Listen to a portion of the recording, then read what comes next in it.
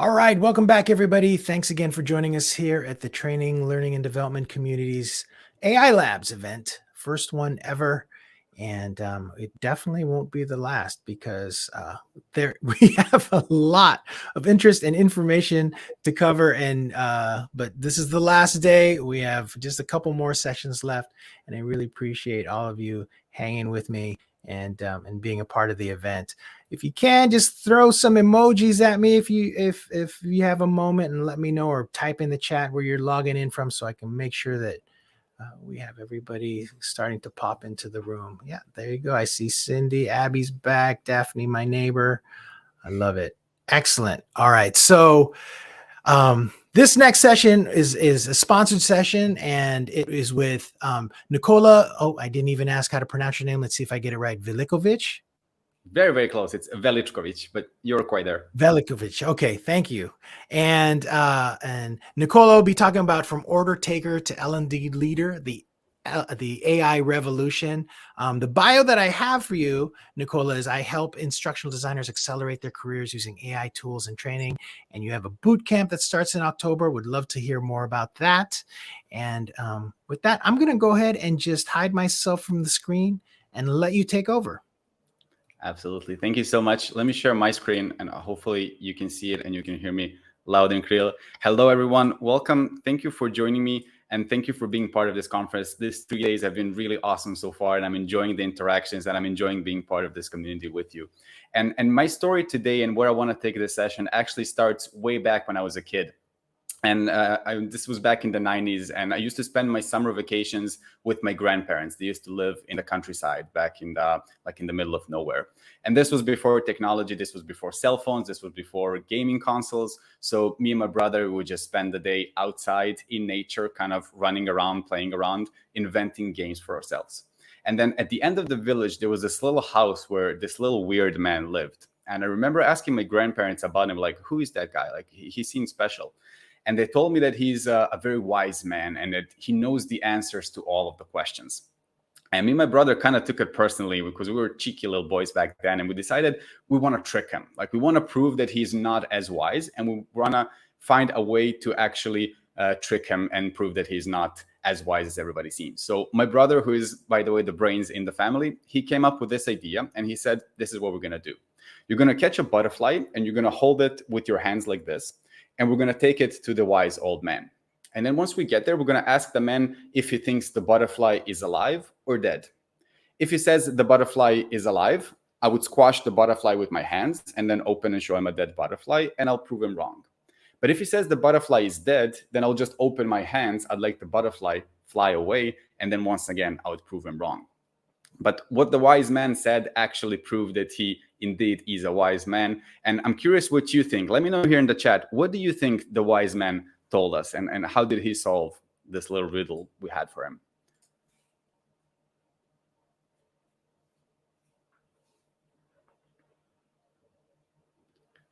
What do you think? Any suggestions? How did the wise man solve this? It's fate. Interesting. Thanks, Jackie. Anything else?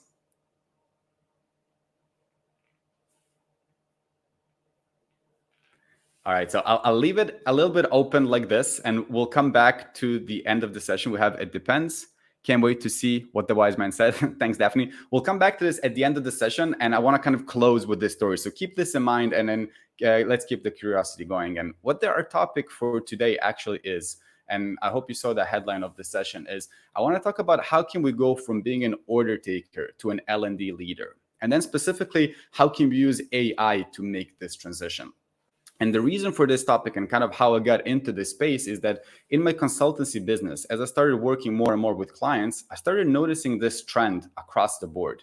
And this is something that I saw regardless of the company size, regardless of the location of where the company was, even the company culture. In most of the companies that I was working with, the L&D food chain ended up looking something like this, where at the top of the food chain, we have the business leader who is responsible for the budget, responsible for the timeline. They're the ones kind of making the big decisions, calling the big shots, and setting the direction of where everything needs to go.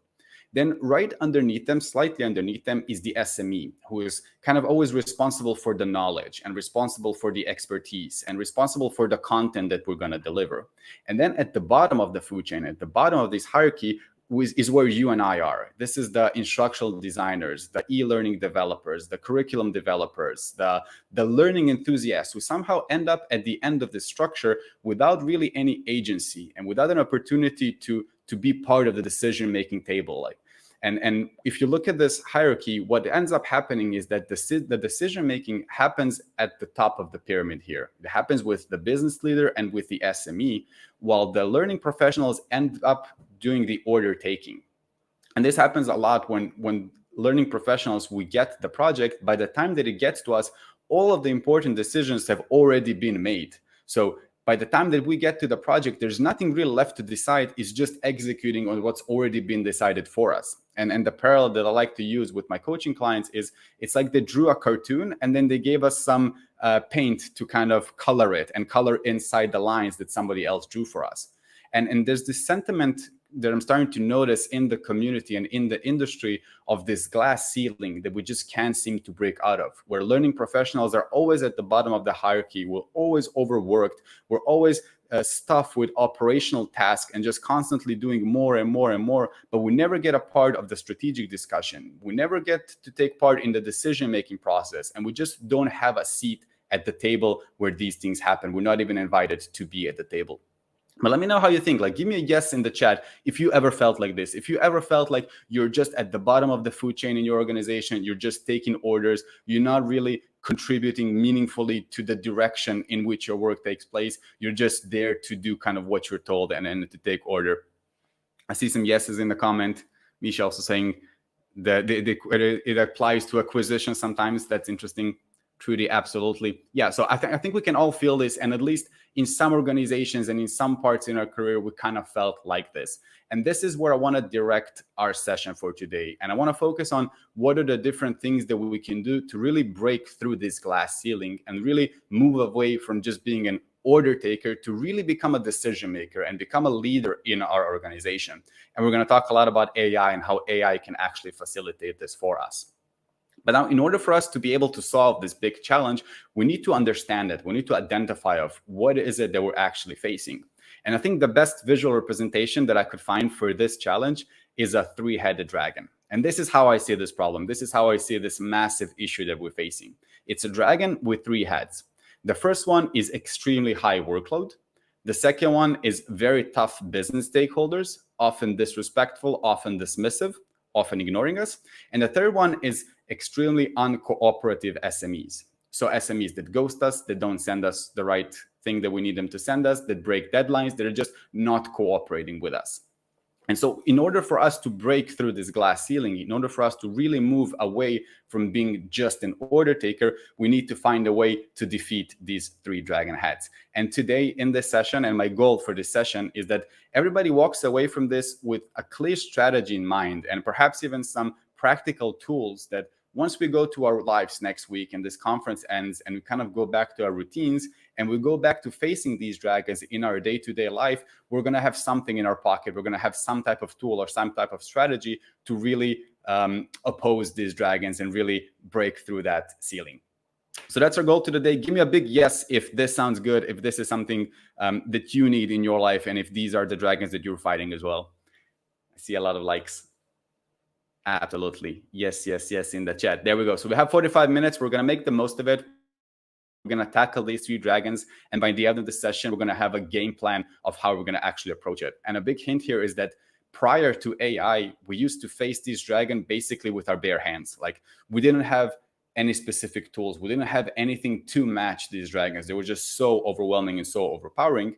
But now that we have AI, it's like we have a shield and a sword, and we have some tools. We have a strategy, we have a game plan, and I'll show you exactly what we can do today. But before that, let me just quickly share how I got into the dragon slaying business and how I got into L&D in the first place. I've been in this industry for probably over a decade now. I started back with my academic background in adult education and andragogy, where I met my first love, which was facilitation. I'm a huge fan of facilitation, and especially live workshops in a face-to-face setting, like in a classroom setting. And I've spent the first couple of years of my career basically with a suitcase with sticky notes and markers and flip charts and just traveling from company to company. I was working as a consultant back then in an agency, and they would send me on the road and I would travel from company to company and just facilitate different workshops, facilitate meetings with management, facilitate different soft skill trainings for different areas of the business and also different seniority. And I really got to know the landscape of L&D and then what are the different problems that people are facing in different organizations. And then as I started looking at my career a little bit, I realized that a lot of education is actually moving towards online education. And that was kind of the trend. And I wanted to make sure that my skills are future proof, right? So that what I do and my expertise kind of follows with the trend. So I transitioned into instructional design. And I started building more online courses and online trainings. And I wanted to expand my reach and just have a more global audience to my programs. And by working as an instructional designer, I worked with a couple of really big companies who really created a platform for me to spread my reach. And they took my programs and really spread them all over the world. And by working with these companies, I actually realized and I started to look at learning and development as a tool for companies to solve business problems. And it really drastically changed my mindset and how I view myself and my career and what is it that I do. And I started to look at myself more like a learning consultant and less like an instructional designer per se. I was still building content, I was still building programs, but I was starting to view myself as somewhat of a consultant. And I viewed myself as a tool for the business to solve their everyday problems. Which kind of leads me also to my last chapter, which is my current chapter, where as the founder of Teach Anything, my mission and what I do is I try to create tools and trainings for learning professionals to really break through that glass ceiling and really empower them to have a meaningful career where they feel like they're making decisions and where they have ownership and where they have agency over what they do. And they're not just stuck at the bottom of the hierarchy, constantly completing operational tasks and constantly being overworked, right? This is my mission. And if you stay at the end of the session, I'll tell you a little bit more about some exciting things that I have coming. But I want to focus most of the session. I'm not going to talk about myself and my company. I want to focus most of my sessions on the three-headed dragon and on the specific strategies that we can use to actually attack the dragon. So let's take another look. We have three heads to it. We have high workload, tough business stakeholders, and uncooperative SMEs. And in order for us to beat this dragon, we've got to attack it head by head. And the first head and the most reasonable one and the one that makes the most sense is we need to attack the high workload one. That's going to be our first head. And the reason why is because we can't move up the hierarchy and we can't make any significant difference if we're constantly crowded with operational work.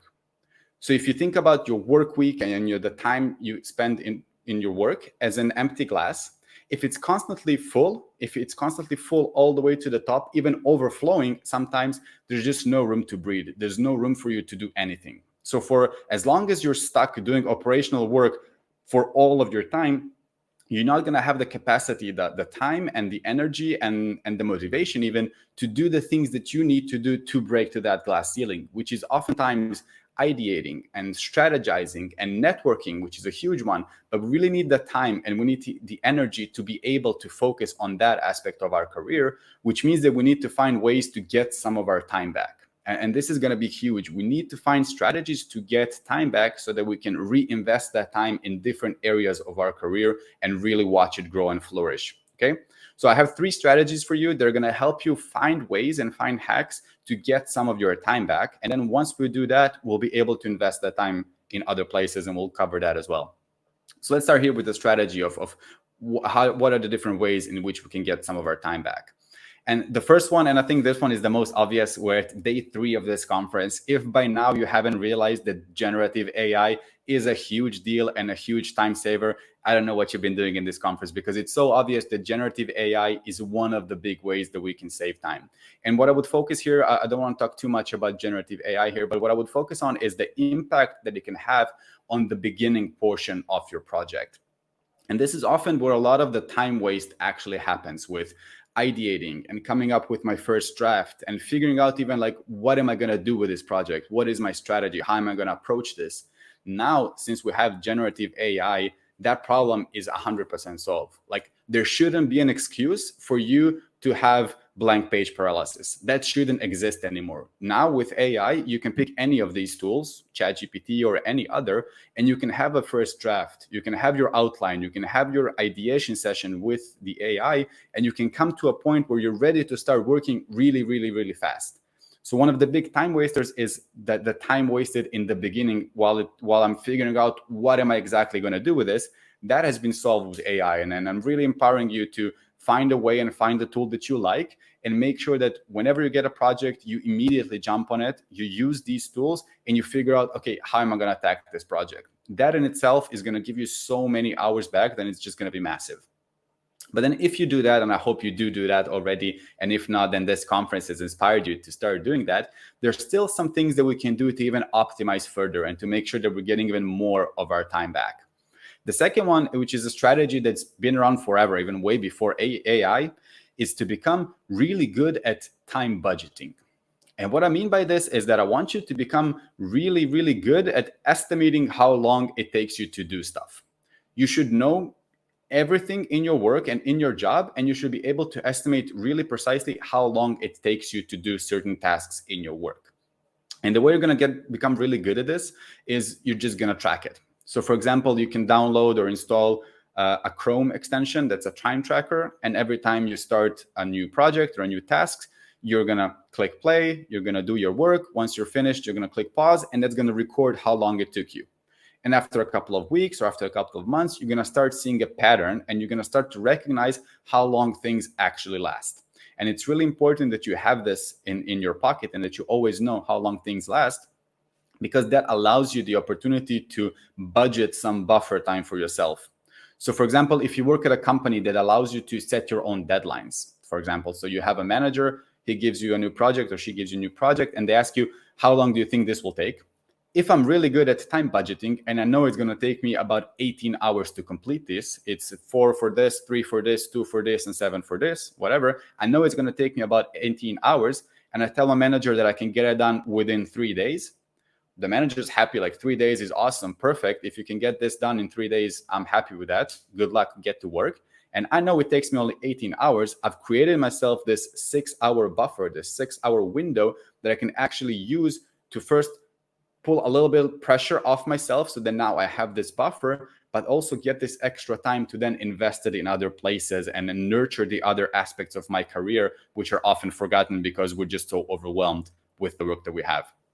Okay, so becoming really good at time budgeting is a hack, because you can budget generously your work, and you can kind of manage your deadlines, and you can work with your stakeholders to manage your deadlines in a way that leaves you some extra time.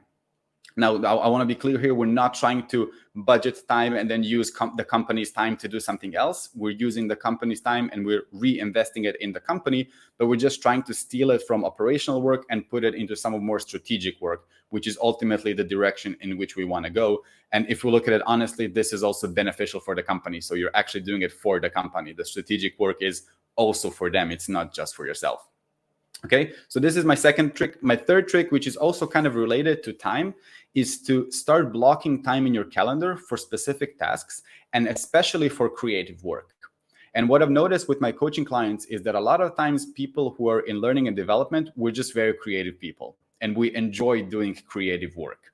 And then what happens often is that we get lost in this creativity. We get lost in tweaking the final transition and animation in this e-learning, or fixing the slides and making them pretty, and we just lose a sense of time. And that type of work, that creative work, is just spreads like wildfire, and it actually ends up stealing all our time.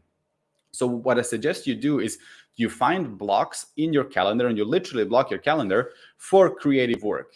So for example, if I know that I need to fix a slide deck and I want to make it pretty, if I don't have a time budget, a time estimate of how much time I'm going to invest into this task, I might end up spending all of my 8 hours in that day making those slides pretty. And if I spend 8 hours on a slide deck, it's going to look really, really, really pretty, which is awesome. But I can also budget for myself 2 hours for fixing up that slide deck, and then use those 2 hours as focused, dedicated, creative work, but kind of compressed creative work. And then in those 2 hours, I can also create really, really, really pretty slides. Maybe not as pretty as the 8-hour slides, but pretty enough to be good quality work, and I've just managed to save myself 6 hours of work just by being able to budget and to manage my own time. So these are different tricks of how we can kind of steal an hour here and there. And if you do these three, I guarantee you'll end up with 4, 5, or even more hours per week that are saved. And this is extra time that you're getting back that you now get to invest in different areas of your career. And then the thing that makes sense the most is then to reinvest that time into attacking the other dragon heads. So then if you do these three things, if you use AI, if you start budgeting your time properly and you start leaving yourself buffer time in the budgeting, and if you block time for specific tasks and especially for creative work, you end up with this extra time buffer that you can now deploy on fixing the other two problems that you still have, because you no longer have crazy workloads because you've managed to put some time on so that you can be relaxed about it. And then you have a manageable workload and you have this extra time, this window of time that you can deploy on your tough business stakeholders and your uncooperative SMEs.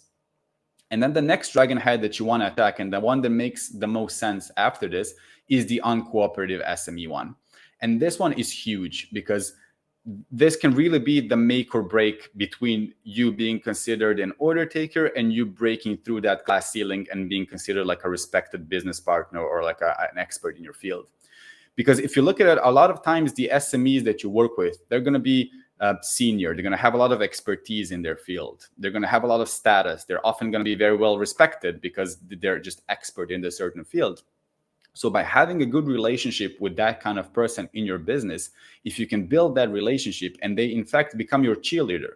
So they're the ones who are promoting you. They're the ones who are talking about how cool you are and how big of an expert you are and how happy they are to be working with you. They're going to spread the word, right? And a lot of times the SMEs are in really close relation to the business stakeholders, right? To the top of the hierarchy. So this is really your way through the SME to start spreading the word that you're not just an order taker, you're not just an administrative worker, you're not just there for operational things. You can do strategic stuff, you can do decision making, you have your own thoughts, you have your own strategies, and then through the SME we can actually break through that glass ceiling and really spread our ideas and our mission and kind of be recognized by the rest of the company. But now let me know in the chat if you ever, because this one, working with SME is probably the biggest challenge that I think instructional designers specifically, but learning professionals in general, I think this one is one of the biggest challenges. But give me a big yes in the chat if you ever worked with an SME that pushed deadlines or didn't deliver on what you agreed on, or maybe even like flat out ghosted you, just stopped answering your messages. Give me a yes in the chat if you had this experience. Like yes, yes, yes, yes, across the board. It's even hard to imagine when I think about it. It's hard to imagine working with an SME and not having this experience. This is almost the default experience that you get by working with an SME.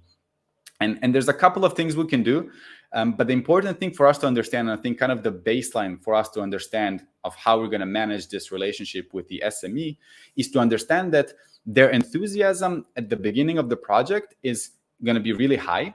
And then it's going to rapidly decrease as the project continues, where ghosting you is kind of the end of that scale. So like that's the last step of how their enthusiasm decreases until the point where they just stop responding and they ghost you altogether. So our job is to keep it high. So once we start a project with them, we never let it go down. We just always kind of ride that wave and always keep their enthusiasm high and always keep them engaged in the project. And there's a couple of things we can do there to really make sure that we're building this relationship. But the one thing that we need to understand is that the reason that they lose so much enthusiasm is that at the beginning of the project, they're excited about it. It's new. Oftentimes they feel respected because they're an expert and now they get to share their knowledge. They're going to build this learning program. They're going to educate hundreds of thousands of people maybe. Sometimes they even get a fat check for doing it, so they feel super special for it.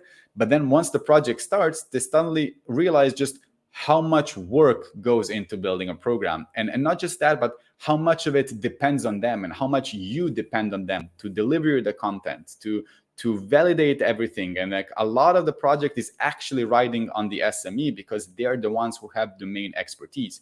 And once they realize that, that's not what they signed up for and that's not what they were expecting from this. And that's when they're going to start backing out. And that's when they're going to start being flaky on you and not responding to messages and not delivering on time and then pushing deadlines. It's because their expectation just didn't match the reality. So, and one of the things we can do to keep their enthusiasm high is to try to match their expectations as much as we can, and not have this crashing, disappointing moment where they realize, oh no, this whole thing is riding on me and I don't have the time and I don't really want to do it. So to get there, we have a couple of strategies that we can do to make sure that our relationship with the SME is really fruitful and collaborative and enjoyable at the end of the day for everybody involved. So the first thing that I would recommend, and this is huge, is to research their domain. And prior to AI, this was near impossible, because if you're working with the SME, they are the subject matter expert. They are the expert on purpose, and it's not easy to just dive into their domain and kind of get your way around what is it that their world is all about. But now with AI, with ChatGPT or other tools, it can be really easy for me to dive into a certain topic and kind of use AI to explain that topic in a language that I will understand, to kind of literally dumb it down for my level so that I understand what I'm talking about and I know enough about the topic to be able to have a conversation with the SME. And if you think about it, these people, they've invested their entire life and their entire professional career into this domain. So they're going to be really excited to see that you're excited about the topic and that you care enough to do the research and that you're thinking about it and you're curious about it and you're asking questions about it. They're going to be really, really appreciative of that. And that's going to build rapport with them from the very beginning. And now a little hack here is that once you're researching the topic, try to find, and AI can really help you with this, but try to find something in their field of expertise that specifically resonates with you. So something that you are personally excited about, because then that can be a conversation starter, and that's a way for you to build rapport with them. So if you can connect it to your work or to your life, or find something that you're curious about in their topic, it can be huge, because that enables you to build rapport with them. Okay. The second thing that we want to do, and this is probably the biggest one here, is that we don't ask for content, we ask for feedback. And again, prior to AI, this was not possible. And this is the reason why I would say 90% of relationship with SMEs were not productive, is because at the end of the day, we need them to give us content, because without their expertise, there's not a lot that we can do. And then the pressure is on them to deliver the content.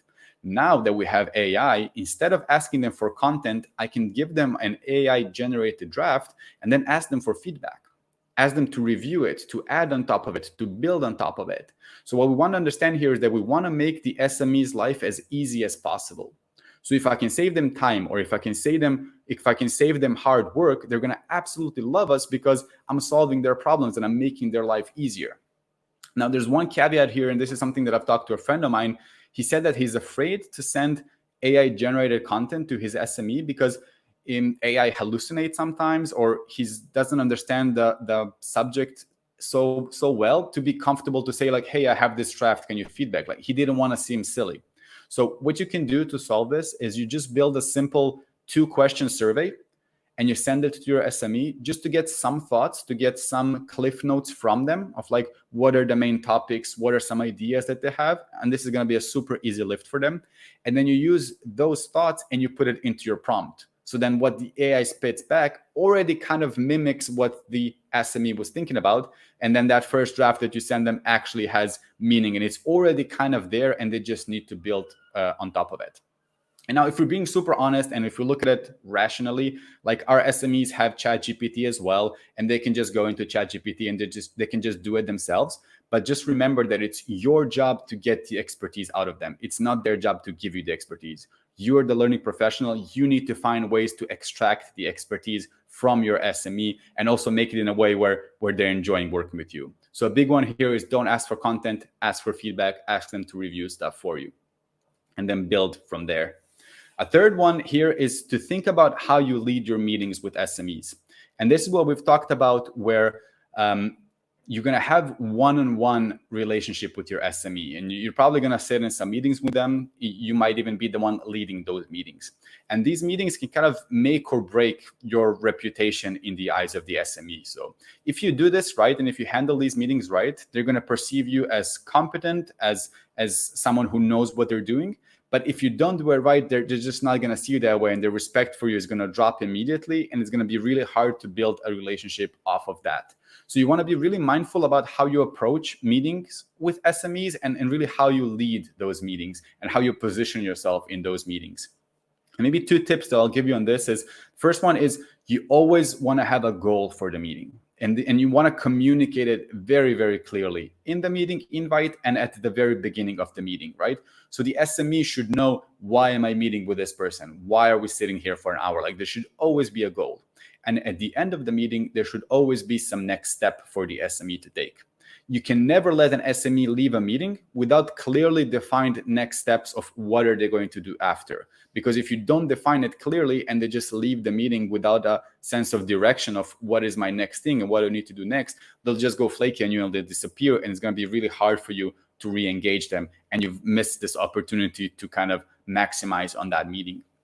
And a cool trick that you can use to make sure that you have a next step is that at the end of the meeting, you can say something like, this was really awesome. I feel like this was a really productive meeting. Thank you so much for your time. Here are some next steps that I have for myself that I'm going to do after this meeting. And then you tell them a couple of things that you took notes that are next steps for you. And then you can ask them, what are your next steps? What did you write down as your next steps after the meeting? So this is going to give them an opportunity to kind of share with you and also summarize to make sure that you're on the same page. But also a lot of times you'll see that they haven't thought about next steps, that they didn't take notes. They didn't think about what is my next step. And then with this little question, this is the opportunity to kind of hammer down on it and agree on, okay, these are your next steps and this is what we need to do. And this is the next checkpoint or whatever it is. Which kind of brings me also to my 4th point here, which is figure out how they like to communicate and then always stay in touch. You always want to keep this relationship with the SME kind of warm. You never want it to cool too much, because if we look at it honestly, these SMEs, they're very senior, they're experts, and they have a lot going on. And the project that they're working on with you is rarely going to be at the top of their list in terms of priority, right? So they're going to have high priority projects, and then yours is going to be maybe around the middle of the list, maybe sometimes even on the low end of the list. So if you let the communication go cold, if you don't touch base with them often enough, they're just going to forget about you. They're going to get distracted with other projects, other work, other higher value stuff, and they're not going to do what they need to do for you. So you need to figure out how they like to communicate in terms of like, what is the channel that they appreciate most? Are they an email person? Do they like to hop on meetings? I had an SME one time who just loved to send me WhatsApp voice messages. And I was fine with that. I didn't mind at all. As long as we're keeping it in touch and we're keeping it like the communication warm. And this kind of requires you to get a little bit of experience here to know what is checking in enough, but not checking in too much, because you also don't want to be annoying and you don't want to feel like you're annoying them and you're checking in too often. So you need to find this sweet balance where you're always kind of there, but you're never too much, you're never pushing the boundaries, and you're just always gently guiding them to the next milestone. And this is your journey with the SME. Just always have a next milestone and always gently guide them to that one next milestone. And you do it with a positive attitude, you do it with a smile, you do it with a lot of energy, a lot of enthusiasm about the domain. And that kind of thing, that kind of approach is really going to create a meaningful relationship with the SME. And they're going to enjoy working with you, which is the most important thing. Now, if you do any of these things correctly, so far you have a manageable workload. So you managed to get some hours back. You're not overworked anymore as much as you used to be. Now you have a supportive SME that loves working with you, that praises you around the organization, that is your number one promoter because you're making their life easier. And at this point, you should be ready to actually tackle the biggest boss here and the toughest boss, which is the tough business stakeholder. So let's take a look at what can we do to really break through here and figure out how to manage this relationship. And the big one here, and what I want you to take out of this, and this is what I think a lot of learning professionals fail to understand or don't want to understand, like they don't want to face this, that if we're being honest and if we're being realistic, business stakeholders, they just don't care about your learning solution. They just don't. They don't care about the intricacies of learning and how you use this gamification principle to increase learning retention and blah, blah. Like they don't care. Like it's not their world. It's your world. What they care about is solving business problems. This is the top of their mind for them. This is the only thing they care about. This is why they get paid at the end of the month. This is their job. This is their mission. They're there to solve business problems. And the only way you're going to get them to care about your learning stuff is if you can position it as something that's helping them solve their business problems. So this is the sweet spot where you want to be. You want to be seen as a tool for them to solve their business problems. Because once they start looking at you and your expertise and the products that you're building and your department or your team, once they start looking at you as a tool that can really help them solve their business problems, you start becoming a consultant to them.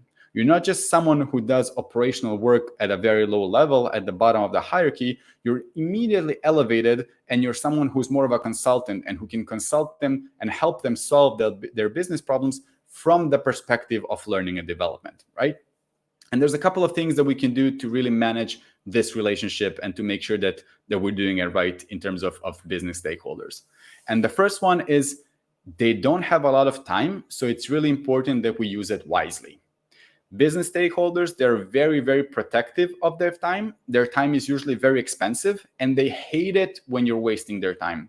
So if you're communicating, for example, if you're sending them a long email with a lot of information, make sure you have this TLDR, the too long didn't read format at the top, so they can easily consume and easily get the cliff notes. And then if they want to, they can dive into the full email. But if they don't have the time, they can just extract the main points here just from the top of the email.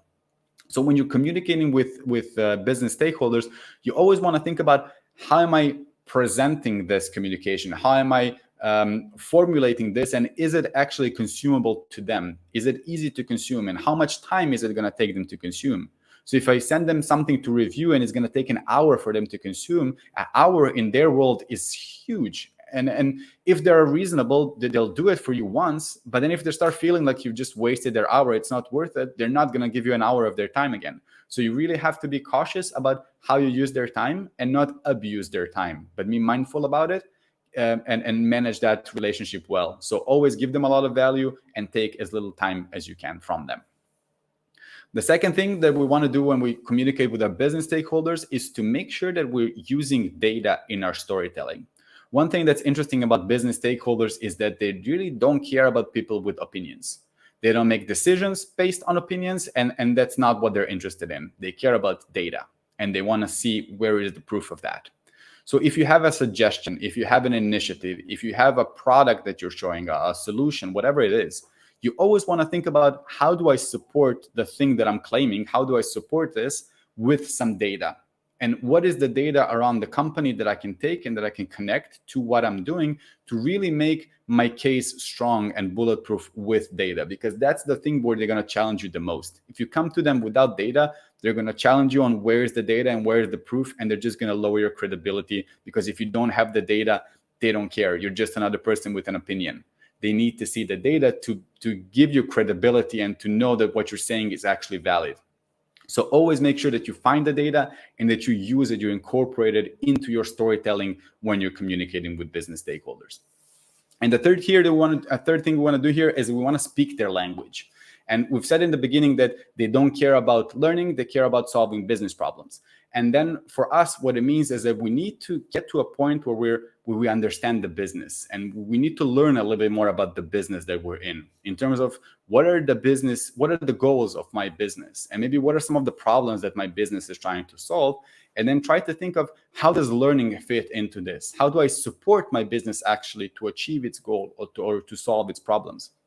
And this is another place where AI can be huge for you, because if this type of communication is not something you're privy to, if you're not at these tables, if you're not in these discussions, and you just get the task to do it, you might not know what is the connection and how does this contribute to the business.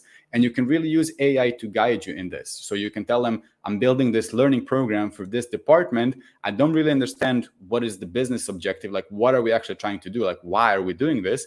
And then get the AI to brainstorm with you, get a couple of ideas of what seems reasonable. And then the next time when you're speaking to your business stakeholder, start with that, or start with a question, and guide the conversation towards, how is this project that I'm doing, how is this learning initiative that I'm implementing, how is this actually helping you solve your business problems? And a big one here is, when you're talking to them, is to ask questions and be curious. That's probably the best way you're going to learn about your business.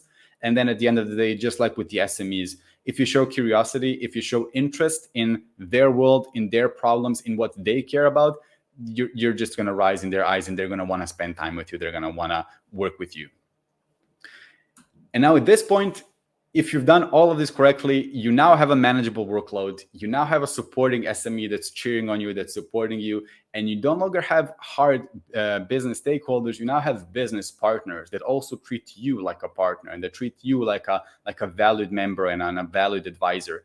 And at this point, you should be way past the glass ceiling, because now you're no longer treated as just an operational person and someone who just does tasks and someone who is not a decision maker, but an order taker. You're more of a business partner. You're more of a strategic advisor to all these people. And you can kind of position yourself in that way and elevate your career to a completely new level. So if this makes sense, if these ideas resonate with you, if this is something that you want to learn more about, that you're curious about, I want to share with you a couple of things that we're doing at Teach Anything that might be relevant, and ways in which you can keep exploring these topics with us.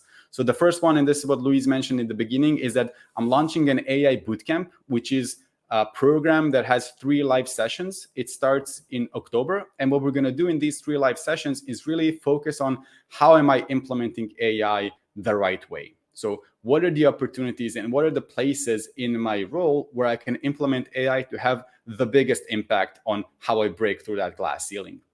The next thing we're going to talk about is also how do we manage these relationships? And we're going to touch upon the things that we've talked about today, but we're also going to look at some case studies, and I'm going to share with you templates of meetings that you can use, and we're going to do some role plays to really put you in those positions when you're talking to the SME and when you're talking to the business stakeholder, and get you to feel comfortable in those conversations. So once they really happen in your organization, you can kind of be on top of your game and be ready for them.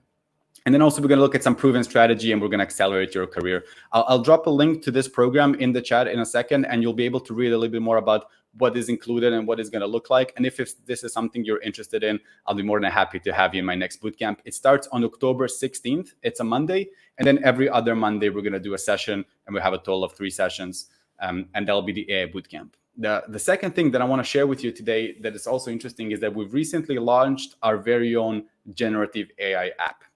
And now I know there's a lot of apps on the market already that service the instructional design field. And some of them have been mentioned in this conference and in some other sponsored sessions as well.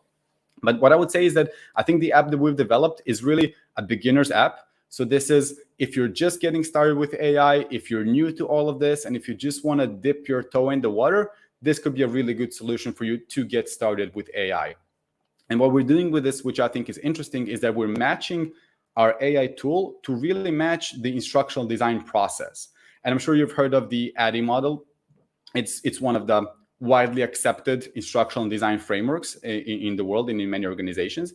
And we're really trying to match our AI tools to that, so that in every step of the ADDIE model or in your process, in how you already do your work, there's an AI assistant, there's an AI tool that can help you with that. So we go through researching and working with your SMEs and researching your topic and researching your audience, to designing learning objectives and designing outlines, and then developing courses, developing scripts, developing quizzes, developing case studies. We really have like a full support that matches the process that you already have.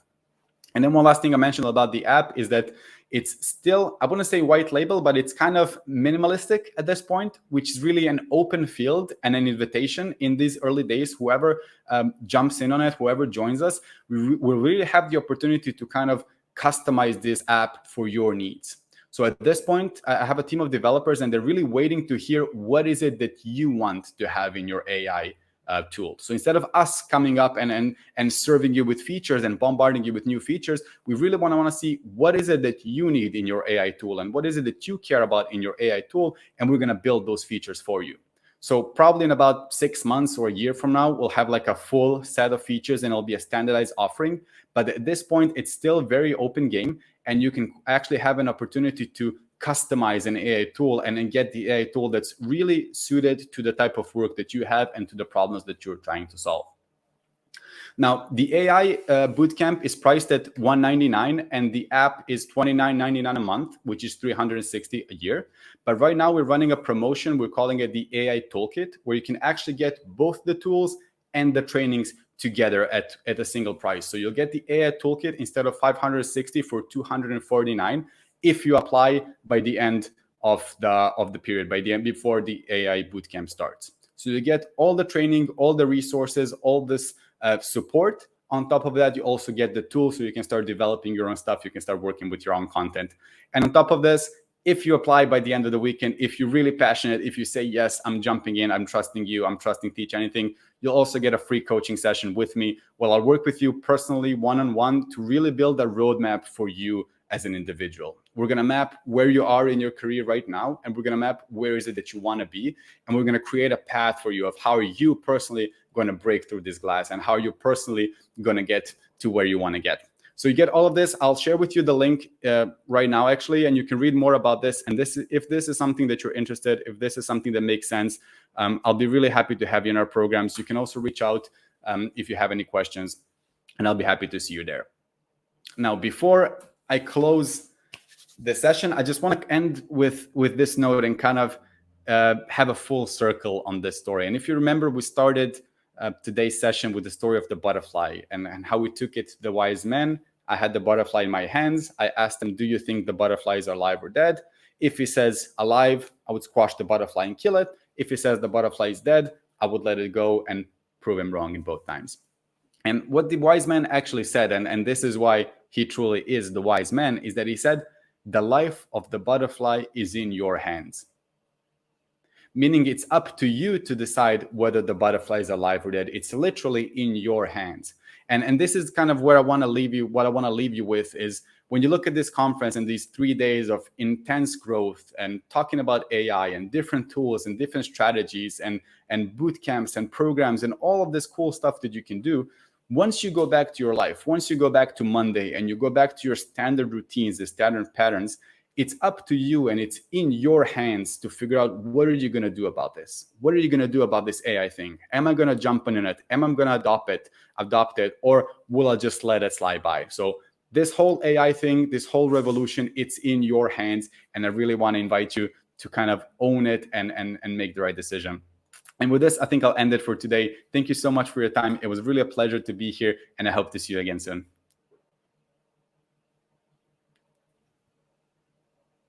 That was great, Nicola. Thank you so much. That's wonderful.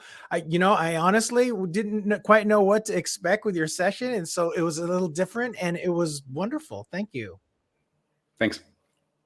Excellent. So, any questions? It was great. Make sure, take a look at that link. And also Nicola does have like one of our booths in the virtual platform. So you can take a look there. Yeah, it was very, very interesting perspective. And I'm glad that you were part of the event. That it really, really interesting. And you're also, just everyone, he is actually logging in from Portugal. So I'm super jealous there. All right, everyone. So let's see. We have one more session left. We're going to be talking to Nick Floro, who's one of my favorite people in L&D, somebody that I admire greatly and respect. So we'll see you all there for that. Thanks again, Nicola. And hopefully we'll see you in TLD chat in the Slack group. And don't be a stranger. Love having you around. Absolutely. Thanks, everyone. Have an awesome day. Bye, everybody.